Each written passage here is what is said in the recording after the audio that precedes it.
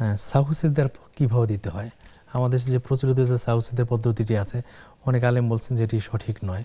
সঠিকটা কোনটি এবং এটি সঠিক কিনা এই তথ্যটি? এ ব্যাপারে আহলে ইলমের মধ্যে মতপার্থক্য আছে। সেটা একটা হলো সেজদা সাহু কেন আমরা দেব। কোনো ওয়াজিব ছুটে গেলে তারপর আরও সহজ করে 3টা ভাগ করে দিয়েছে। সলাতে যদি বেশি হয়ে যায়, সলাতে যদি কম হয়, সলাতে যদি সন্দেহ হয়, 3টা হলো।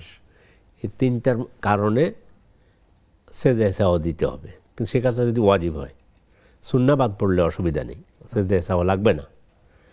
তো কখন দিবে? তখন এ ব্যাপারে আহলে ইলমের মধ্যে যদি বলেছে যদি কম হয়, আমার একটা কিছু কম হয়ে গেছে,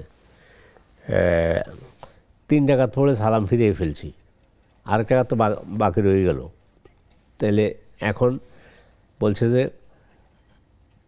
সালাম কীভাবে ফিরাবে? সেটা হচ্ছে কাবলা সালাম যদি কম হয়, তাহলে সেটা হচ্ছে এটা তিনি, আবার কেউ বলছে একদিকে সালাম ফিরিয়ে দেওয়ার জন্য, মতপার্থক্য আছে।